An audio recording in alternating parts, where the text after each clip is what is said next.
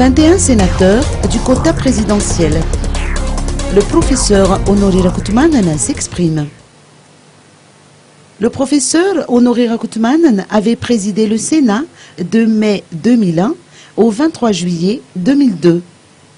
En sa qualité d'expert en la matière, il estime qu'en dépit de la majorité des sénateurs élus sous les couleurs du parti HVM, le fonctionnement du Sénat devra entièrement dépendre de la structure de son bureau national. Écoutons plutôt ses propos à ce sujet.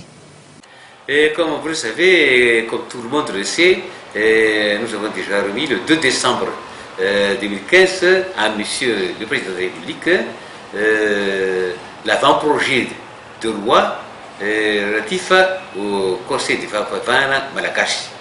Je dis bien avant-projet parce qu'il s'agit en réalité de suggestions que nous faisons, mais pas en réalité de véritables projets. Il appartiendra au Conseil des ministres d'arrêter le projet de loi conformément à la Constitution.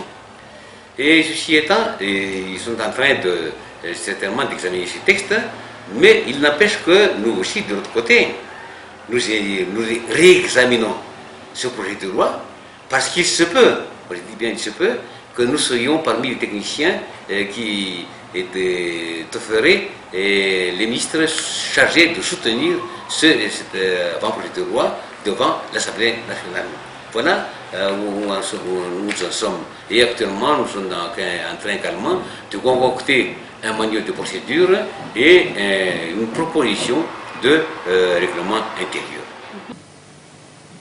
En ce qui concerne ses attributions, outre l'élaboration et l'adoption de lois, le Sénat sert de conseiller du gouvernement dans les domaines de l'économie et du social.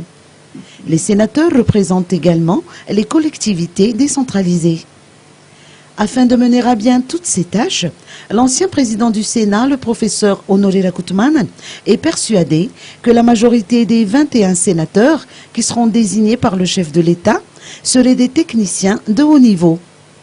Il est prévu que le président de la République nomme cette semaine les 21 sénateurs de son propre quota et qui viendront compléter la liste de ceux qui siégeront au Palais de Verre.